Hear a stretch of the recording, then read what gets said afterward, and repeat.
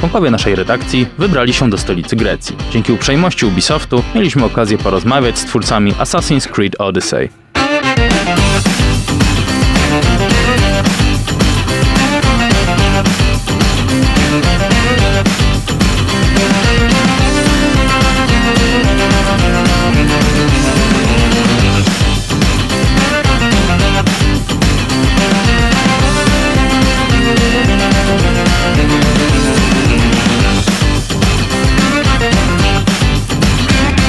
Ateny zostały wybrane nieprzypadkowo. Najnowsza część Assassin's Creed rozgrywa się w antycznej Grecji podczas wojny peloponeskiej. Gracze, wcielając się w postać spartańskiego najemnika, mogą przeżyć własną antyczną Odyseję.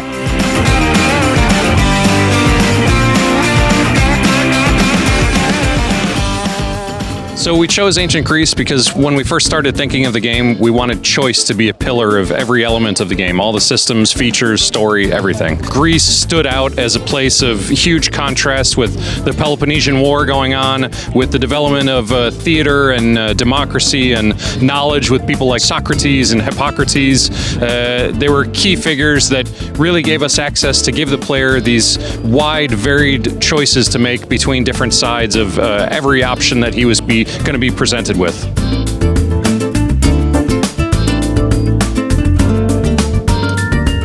The game takes place during the 5th century, at the rise of the glory of Greece. But also, it takes place at the beginning of the Peloponnesian War. And this conflict was so important for Greek civilization that we take this opportunity to showcase this period in an AC game.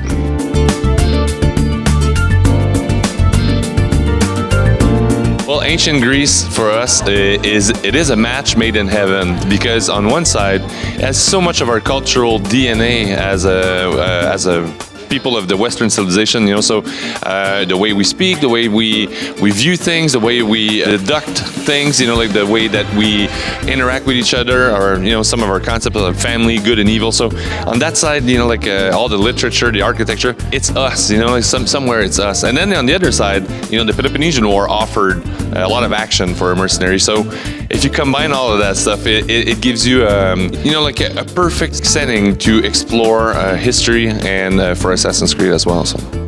Seria Assassin's Creed słynie z pieczołowicie odzorowanych historycznych lokacji. Poprosiliśmy twórców gry, by opowiedzieli nam, w jaki sposób przywrócili antyczną Grecję do życia. Throughout the Assassin's Creed game, we do a lot of research. Here, the amount of research was probably a little deeper, because we needed to recreate as much as we could, because we don't have as many visual reference that are there. So we base the reconstruction of the city and all the settle in the game based on antique sources, but also we rely on some piece of art that you can find on the museum or artifact also connected with this time period. I think that's the one that we spend the most research probably on, because there's not much left, so you're just digging and trying to find details that we can inform us on how things were.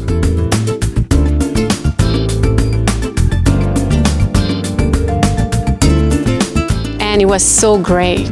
You can see the progress in game and see the reconstruction of an antique city. I feel it's just great that you can walk by the agora, feel the crowd, and listen to the clamor of the citizen assembly, watch some religious ritual, or even go on the site of the Olympics. There's a ton of research that we had to do to really dig out Athens, dig out the Greek world. So that was a challenge.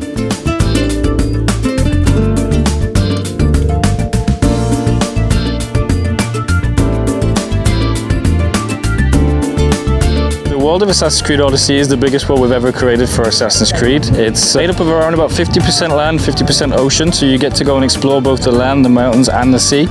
The world itself is going to be roughly around about 250 square kilometers of gameplay.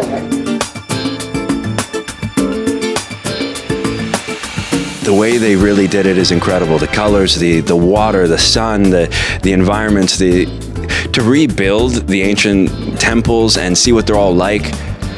I mean, it's being a Greek from heritage, growing up and seeing all of these places, and then, seeing them rebuilt.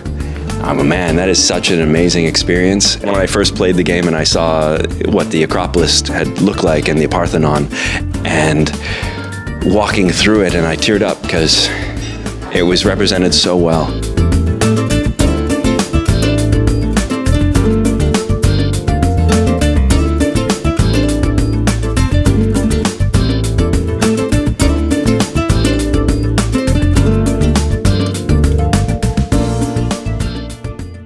For Assassin's Creed, everywhere is our, history is our playground, so everywhere is an option for us. I don't see why Poland couldn't happen in the future.